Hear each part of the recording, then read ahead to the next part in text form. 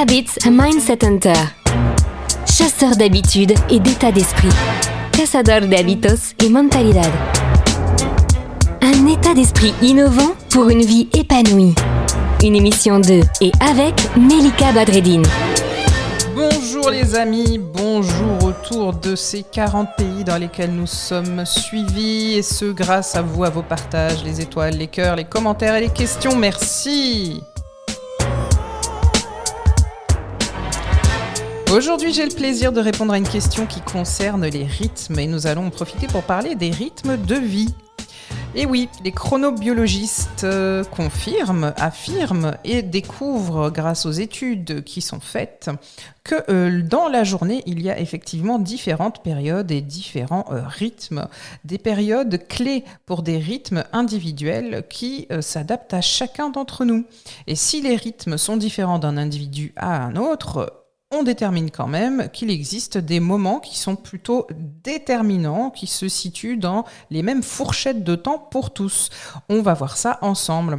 Et oui, puisque les rythmes de vie concernent toutes les choses que l'on fait périodiquement, habituellement, et ces choses peuvent être d'ordre tout simplement physiologique, le sommeil, la respiration, le cœur, cérébral avec la concentration, la création, la disponibilité, et social avec les sorties, les repas, les apéritifs, les fêtes, etc. Et ces rythmes de vie sont forcément individuels, de toute manière, même si on est dans un groupe.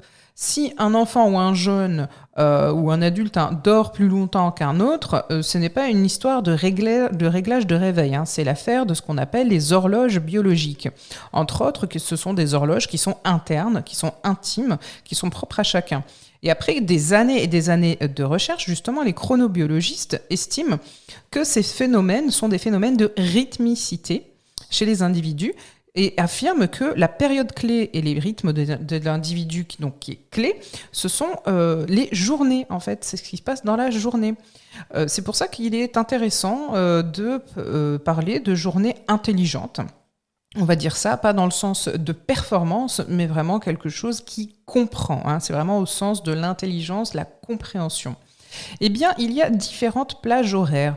On a pu voir que la plage de 8h30, 9h, c'est plutôt une plage de faible vigilance, avec une information qui peut être traitée, mais avec peu de performance. La performance arrive après, tout au long de la matinée, pour connaître des pics vers 11h. C'est le moment idéal pour mobiliser l'attention et canaliser l'énergie. Ensuite, le milieu d'après-midi et le début de soirée, eux connaissent donc un pic de cette même nature-là. Par contre, le début d'après-midi, c'est plutôt un moment de retour vers moins de disponibilité, moins d'intensité. Et ces manifestations donc, de ces moments différents ne se traduisent pas de la même manière selon l'âge, chez un enfant, chez un adulte, un adolescent. Ces phénomènes-là sont forcément visibles chez tout le monde, c'est ça, on l'a tous en commun, même si on peut être différent.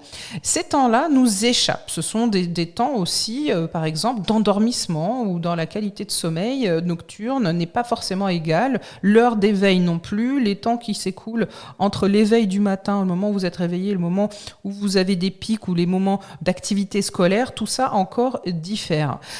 Évidemment, il y a donc, pour récapituler, le réveil individualisé avec un lever qui est échelonné, il y a un pic d'intensité, il y a un retour au calme avec les repas. Ensuite, il y a les activités de plus de calme, moins de disponibilité, comme une forme de goûter, pourquoi pas, pour chacun, une collation. Un retour au calme encore à nouveau et l'activité de préparation au coucher. Alors, là-dessus, évidemment, bien sûr, rappelez-vous, on prend en compte l'âge. Le bon plan de Melika.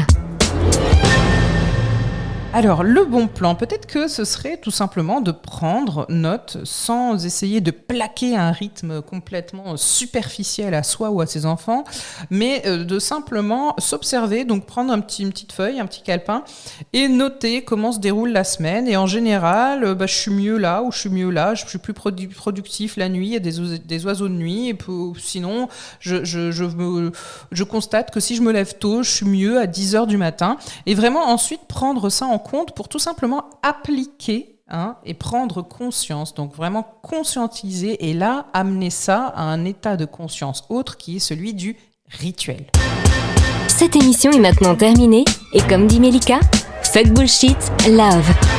Retrouvez l'ensemble des podcasts de Melika sur toutes les bonnes plateformes de streaming.